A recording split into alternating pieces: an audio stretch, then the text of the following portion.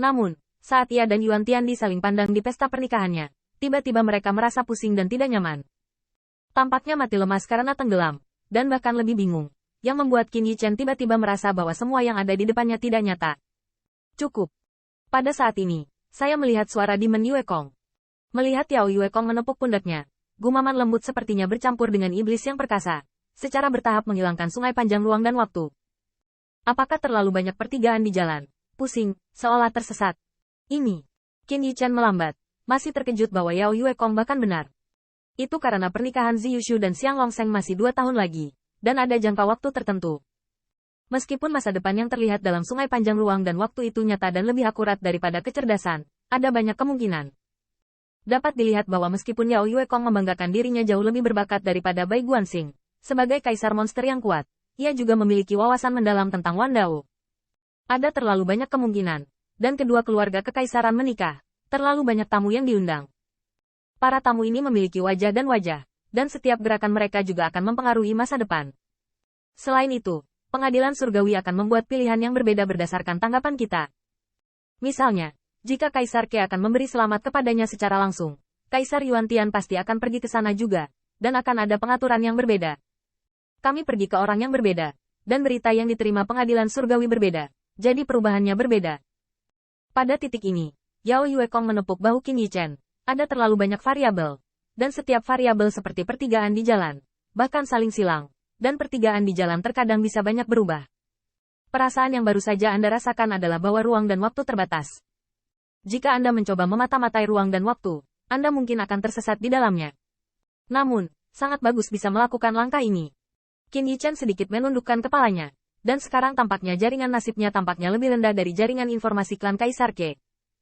Banyak sekali variabel, bahkan bagaimana ia memilih, akan membentuk variabel yang berbeda, menyebabkan sungai menjadi seperti jaring yang rapat, tidak mudah untuk dijelaskan, apalagi setiap jalur seperti api.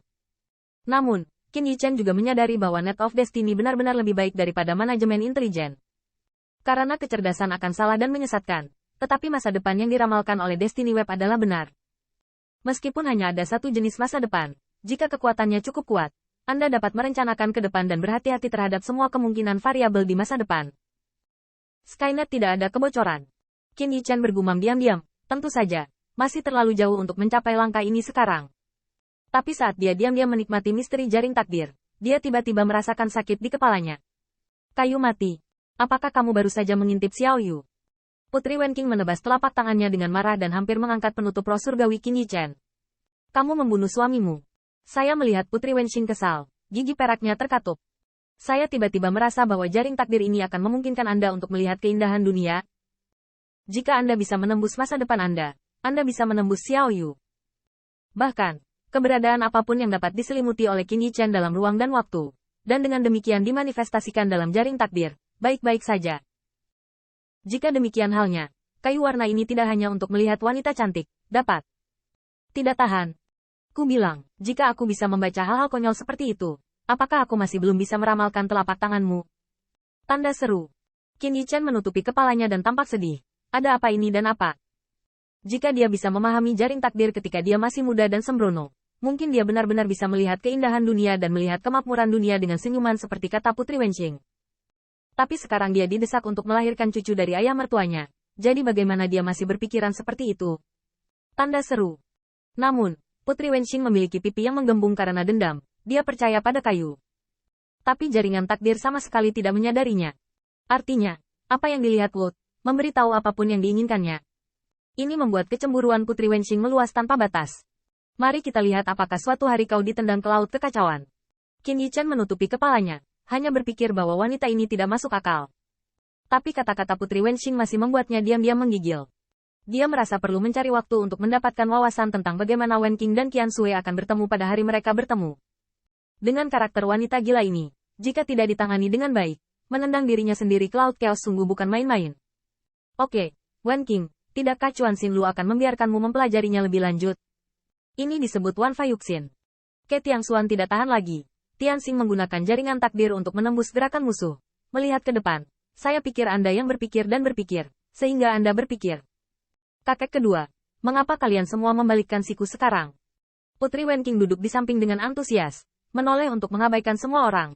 Tetapi Qin Yichen memikirkan hari ketika Wen Qing dan Qian Sui bertemu, dan akhirnya menggaruk kepalanya dan mengubah topik pembicaraan dengan murah hati.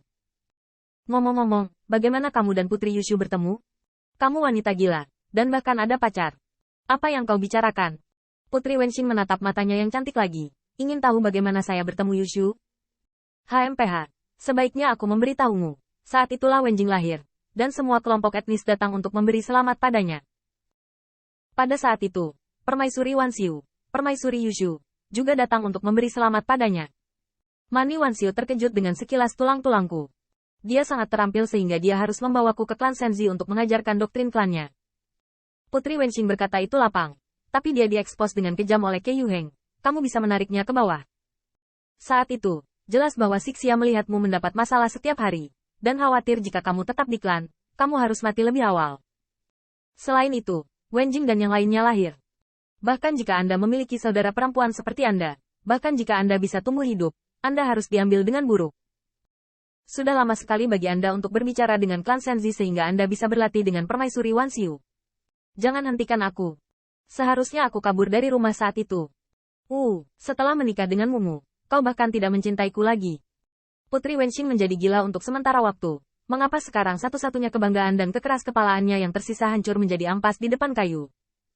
Namun, Ke Tiangxuan menyesap teh dengan ekspresi tenang. Tidak ada yang menghentikanmu pergi sekarang. Saya melihat Putri Wenxing berusaha keras untuk merebut pintu, tetapi dihentikan oleh Xiao Yu. Tetapi kenyataannya, dia melemparkan dirinya ke pelukan Xiao Yu. Qin Yichen hanya merasa kaget. Cabang dan daun emas apa yang dia nikahi? Tanda seru. Saudari Wenxing, kamu. Hingga saat ini, tampaknya hanya Xiao Yu, yang baik hati, yang berbicara dengan nyaman. Putri Wenxing hanya merasakan secercah cahaya di dalam hatinya yang putus asa. Tetapi dia terkejut melihat Xiao Yu. Saudari Wenxing, kamu memukulku. Pintu itu ada di sana.